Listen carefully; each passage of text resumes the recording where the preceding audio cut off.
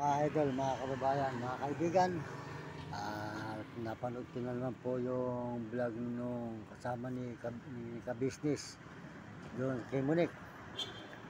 Sana po mga idol, ituloy lang po ni Monique yung demand at nung pumakita niya, hinahanap niya. Sa tagal na po nito, tatapa po nyo si Lelay, buntis na, may asawa na. May asawa na po si Lelay. Ayun po tayo po nagpunta roon nung tinutulungan po pala ni Ka-Business. Ano mga kababayan, mga idol. Tuloy-tuloy po tayo rito sa pag-upload sa may Sambales, Subic, Olongapo. Yan mga kababayan. Hinahanap po na ngayon, parang gagawan po tayo na naman ng issue. Dahil po sa pumunta siya kay Monique. Hindi po tayo ang tukoy. Ginagamit lang po tayo na tukoy ng kasama ni Ka-Business. Hindi po tayo ang pupuntahan ng kasama ni Ka-Business. Si Monique po ang tukoy talaga. Tinutulungan po pala ni Ka-Business, mga kababayan. Porque tayo po ay medyo sumisikat na sa YouTube. Ngayon po hindi po natin alam kung ano po ang plano na naman ni Ka-Business. Gagamitin na naman ang ating video. Ayun, nakikita naman nyo kasama si Lelay. At si Lelay po may asawa na, buntis. Ano po ang pakikita nila sa korte na ebidensya kung ako po talaga may kasalanan, mga kababayan? Ipakita nila kung sila po ay marunong lumaban sa korte. Hindi po natin sila uurungan. Ayun mga kababayan. Kaya po si Ka-Business, siya naman po huhuturan niya ni Monique. Kasi po ako hinututan na ni Monique ng 5 buwan. 5 buwan po akong pinirahan ni Monique. Naghihingi tayo sa may tulay ng Giginto, Bulacan. Ngayon, puro pagkain. Pero wala po tayo sinasabing binenta yung anak. Wala po. Wala po ako sinasabing gano'n. Na sinasabi ni Monique na paninira, na binenta niya yung anak. Yung po talagang adik. Adik po talaga si Monique, mga kababayan. Kaya yung ginawa po nating maganda sa kanila, pinapasama pa pag wala ka maibigay na pera. Ngayon, si Ka-Business naman po ang kanilang huhututan ngayon. Maniwala po kayo mga kababayan. Kasi po, yan, ewan ko lang kung papatulan ni Ka-Business. Kasi po, alam mo naman si Ka-Business, nakita naman nyo, tayo pati picture natin, sinama kay Lelay. Ano po ang dahilan at sinama pa yung picture natin? Hinahanap tayo, bakit sinama pa yung picture natin? Di po ba? Doon, nakita niya po si Lelay doon, sila Monique. Kaya husgahan na lang po nyo ang video yung kasama ni Ka-Business kay Monique, mga kababayan.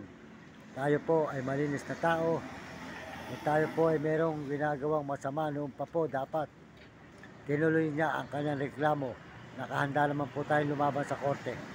Hindi po natin uurungan. Ano po magiging laban niya ngayon? Ano po ebidensya niya?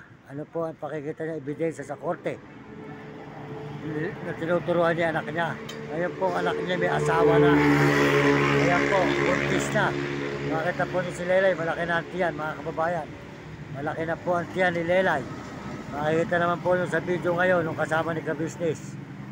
Kaya bakit ano na naman po kaya issue ang ipalalabas na naman ni Ka-Business sa video kay Monique? Pati ako, sinasama pa nila. Ngayon, kung gusto na lang po nilang tulungan si Monique na lang po tulungan nila. Tulungan na lang po nila si Monique, paalang-alang sa mga bata. Huwag na lang po nila akong dinadamay pa. Hindi po ba mga kababayan? Porket tayo po ay nagbablog, nakikilala na tayo sa buong mundo. Ano po ang plano ni Ka-Business, mga idol? Ano po ang plano ni Ka-Business? Bakit pati video ko sinasama po niya roon, yung nakita po yung nakaputi ako nang nandun po siya ng ako ng habang buhay.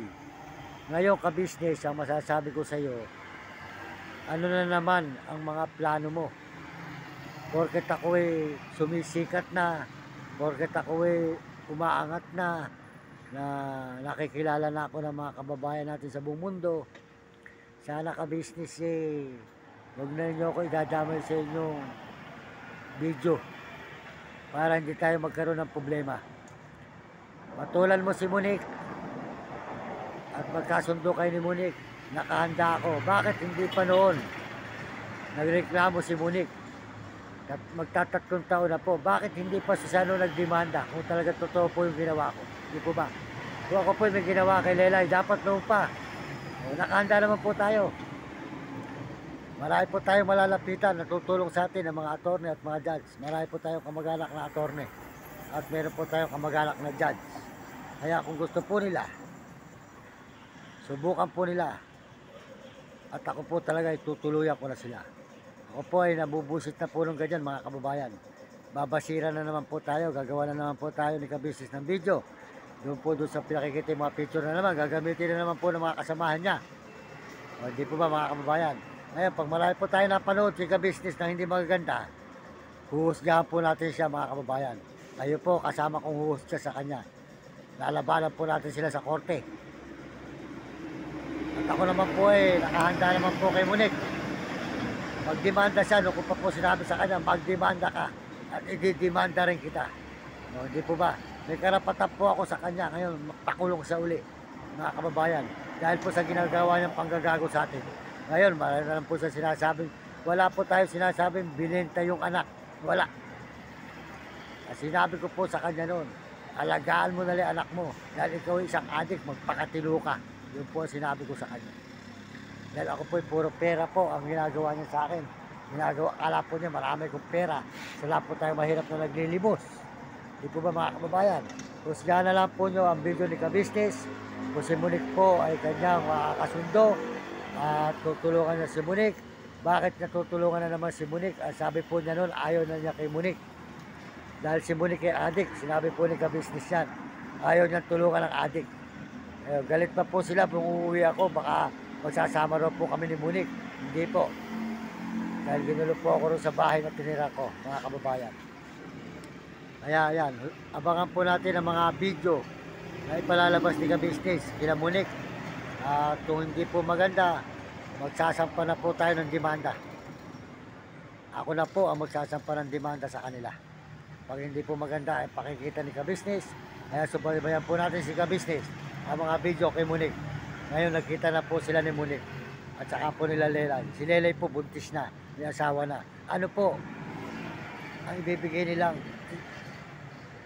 ebidensya sa korte? Marami po yung hahanapin. Meron ba yung pinasok ang ari? Meron ba kompleto ganon? Meron ba mga ginawa yan? Kailangan po may mga video silang ganyan. Ako po may video kay Kabisnes. Meron po ako pinadevelop. Yan, mga plaketa po ni Kabisnes na sa kulungan tayo. Tapos yung yun, pinagulungan tayo habang buhay. Marami po na binidyo ko Kabisnes. Ayan, kaya po yung magandang ginawa natin. Minamasama pa ngayon. Ngayon nananahimik tayo. Guguluhin na naman tayo. Sasabayan po natin sila. Kaya abangan na lang po natin ang video kay Kabisnes mga idol. Hanggang dito na lang po tayo. At ito na lang po ulit video natin sa vlog kay Monique ni Kabisnes. Abangan na lang po natin at ang Diyos po ay marunong. Ayun. Maraming salamat po sa inyong lahat. Magandang gabi mga kababayan. Sana po ako po ay nag-live ngayon dahil hindi po ako nagagandaan sa napanood ko doon sa kasama ni Kabisnes pumunta kay Monique na mga sinasabi ni Monique na wala na namang katotohanan. Ayan. Kayo po ang huhusga mga kababayan. Ang mga video ko makikita nyo, wala po tayong sinasabi na binenta niya ang kanyang anak. Wala po. Wala tayong sinasabing gano'n na binenta niya yung mga anak niya. Wala po tayo. Gagawa na naman po tayo ng issue. Wala po tayong sinasabing gano'n. Maraming salamat po sa inyo lahat.